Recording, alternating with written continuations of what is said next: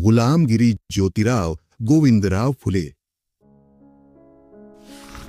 परशुराम ने कई क्षत्रियों को मौत के घाट उतार दिया था और उस ब्राह्मण परशुराम ने क्षत्रियों की अनाथ हुई नारियों से उनके छोटे छोटे 4-4, 5-5 माह के निर्दोष मासूम बच्चों को जबरदस्ती छीनकर अपने मन में किसी प्रकार की हिचकिचाहट न रखते हुए बड़ी क्रूरता से उनको मौत के हवाले कर दिया था।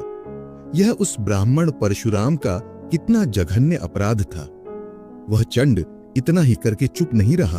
अपने पति के मौत से व्यथित कई नारियों को, जो अपने पेट के गर्भ की रक्षा करने के लिए बड़े दुखित मन से जंगलों पहाड़ों में भागे जा रही थी, वह उनका कातिल शिकारी की तरह पीछा करके उन्हें पकड़कर लाया और प्रसूति के पश्चात जब उसे यह पता चलता कि पुत्र की प्राप्ति हुई है, तो वह चंड होकर आता और प्रसूतिशुदा नारियों का कत्ल कर देता था। इस तरह की कथा ब्राह्मण ग्रंथों में मिलती है और जो ब्राह्मण लोग उनके विरोधी दल के थे, उनसे उस समय की सही स्थिति समझ में आएगी, यह तो हमें सपने में भी नहीं सोचना चाहिए। हमें लगता है कि ब्राह्मणों ने उस घटना का बहुत बड़ा हिस्सा चुराया होगा, क्योंकि कोई भी व्यक्ति अपने मुंह से अपनी गलतियों को कहने की हिम्मत नहीं करता।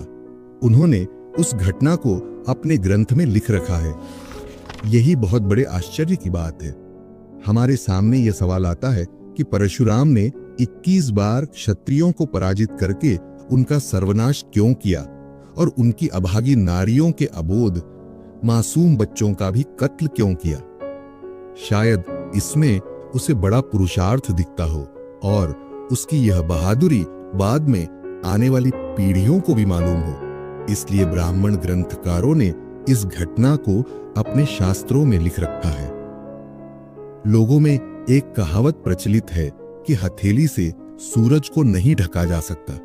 उसी प्रकार यह हकीकत, जबकि उनको शर्मिंदा करने वाली थी, फिर भी उनकी इतनी प्रसिद्धि हुई कि ब्राह्मणों ने उस घटना पर जितना पर्दा डालना संभव हुआ उतनी कोशिश उन्होंने की, और जब कोई इलाज ही नहीं बचा तब उन्होंने उस घटना को लिखकर रख दिया।